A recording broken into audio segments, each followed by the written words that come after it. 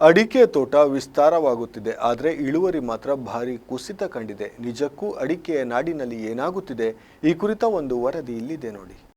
ಕರ್ನಾಟಕದ ಅಡಿಕೆ ಬೆಳೆಗಾರರಿಗೆ ಸಂಬಂಧಿಸಿದಂತೆ ಕೇಂದ್ರ ಸರ್ಕಾರ ಲೋಕಸಭೆಯಲ್ಲಿ ಮಂಡಿಸಿರುವ ಅಂಕಿ ಅಂಶಗಳು ಆತಂಕಕಾರಿ ಬೆಳವಣಿಗೆಯೊಂದನ್ನು ಬಹಿರಂಗಪಡಿಸಿವೆ. ರಾಜ್ಯದಲ್ಲಿ ಅಡಿಕೆ ಬೆಳೆಯುವ ಪ್ರದೇಶ ಕಳೆದ 5 ವರ್ಷಗಳಲ್ಲಿ ಶೇಕಡಾ 32ಕ್ಕೂ ಹೆಚ್ಚು ವಿಸ್ತರಣೆಯಾಗಿದ್ದರೂ ಪ್ರತಿ ಹೆಕ್ಟೇರ್ಗೆ ದೊರೆಯುವ ಉತ್ಪಾದಕತೆ ಬರೋಬ್ಬರಿ ಶೇಕಡಾ 37ರಷ್ಟು ಕುಸಿದಿದೆ. ಅಡಿಕೆ ಬೆಳೆ ಪ್ರದೇಶ ಹೆಚ್ಚುತ್ತಿದೆ, ಆದರೆ ಅದೇ ಪ್ರಮಾಣದಲ್ಲಿ ಫಸಲು ಸಿಗುತ್ತಿಲ್ಲ. ಪರಿಣಾಮ ರಾಜ್ಯದ ಒಟ್ಟಾರೆ ಅಡಿಕೆ ಉತ್ಪಾದನೆಯು 5 ವರ್ಷ ಹಿಂದಿನ ಮಟ್ಟಕ್ಕಿಂತ ಕಡಿಮೆಯಾಗಿದೆ. ಕೇವಲ 5 ವರ್ಷಗಳ ಅವಧಿಯಲ್ಲಿ ಸುಮಾರು 1.95 ಲಕ್ಷ ಹೆಕ್ಟೇರ್ ಪ್ರದೇಶ ಅಡಿಕೆ ಬೆಳೆಗೆ ಸೇರ್ಪಡೆಯಾಗಿದೆ. ಒಟ್ಟಾರೆ ಅಡಿಕೆ ಬೆಳೆಯುವ ಪ್ರದೇಶದಲ್ಲಿ ಶೇಕಡಾ 37ಕ್ಕೂ ಹೆಚ್ಚು ಏರಿಕೆ ದಾಖಲಾಗಿದೆ. ಆದರೆ ಅಚ್ಚರಿ ಮೂಡಿಸುವ ಸಂಗತಿ ಎಂದರೆ ಬೆಳೆ ಪ್ರದೇಶ ಹೆಚ್ಚಾದರೂ ಉತ್ಪಾದಕತೆ ಮಾತ್ರ ಗಣನೀಯವಾಗಿ ಕುಸಿದಿದೆ. 2021-22ರಲ್ಲಿ ಪ್ರತಿ ಹೆಕ್ಟೇರ್ಗೆ ಸರಾಸರಿ 2.24 ಟನ್ ಅಡಿಕೆ ಉತ್ಪಾದನೆಯಾಗುತ್ತಿದ್ದರೆ 2025-26ರ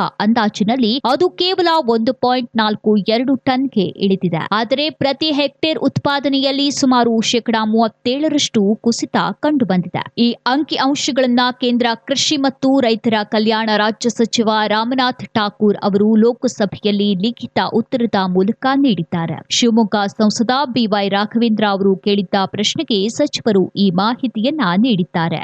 ಅಡಿಕೆ ಬೆಳೆಯ ಪ್ರಮುಖ ಪ್ರದೇಶಗಳಾದ ದಕ್ಷಿಣ ಕನ್ನಡ, ಉಡುಪಿ ಮತ್ತು ಉತ್ತರ ಕನ್ನಡ ಜಿಲ್ಲೆಗಳಲ್ಲೂ ಉತ್ಪಾದಕತೆ ಕುಸಿತ ದಾಖಲಾಗಿದೆ. ಉತ್ಪಾದಕತೆ ಕುಸಿತಕ್ಕೆ ನಿಖರವಾದ ಕಾರಣವನ್ನ ಲೋಕಸಭೆಯಲ್ಲಿ ನೀಡಿರುವ ಕೇಂದ್ರ ಸರ್ಕಾರದ ಉತ್ತರದಲ್ಲಿ ಪ್ರತ್ಯೇಕವಾಗಿ ವಿವರಿಸಲಾಗಿಲ್ಲ. ಅಡಿಕೆ ತೋಟಗಳಲ್ಲಿ ಕಾಣಿಸಿಕೊಳ್ಳುತ್ತಿರುವ ಎಲೆ ಚುಕ್ಕೆ ರೋಗ, ಹಣ್ಣು ಕೊಳೆ ರೋಗ ಮತ್ತು ಬೇರುಹುಳು ಬಾಧೆ ನಿರ್ವಹಣೆಗೆ ಕ್ರಮಗಳನ್ನ ಕೈಗೊಳ್ಳಲಾಗುತ್ತಿದೆ. ಹೀಗಾಗಿ ಹೆಚ್ಚು ಪ್ರದೇಶದಲ್ಲಿ ಅಡಿಕೆ ಬೆಳೆಯುವುದು ಸಾಕೆ ಅಥವಾ ಇರುವ ತೋಟಗಳ ಉತ್ಪಾದಕತೆಯನ್ನ ಹೆಚ್ಚಿಸುವುದೇ ಮುಖ್ಯವೇ ಎಂಬ ಪ್ರಶ್ನೆ ಈಗ ಎದುರಾಗಿದೆ. ಈ ಪ್ರಶ್ನೆಗೆ ಸೂಕ್ತ ಉತ್ತರ ಕಂಡುಕೊಳ್ಳುವುದು ಇದೀಗ ರಾಜ್ಯದ ಅಡಿಕೆ ವಲಯದ ಮುಂದಿರುವ ದೊಡ್ಡ ಸವಾಲಾಗಿದೆ.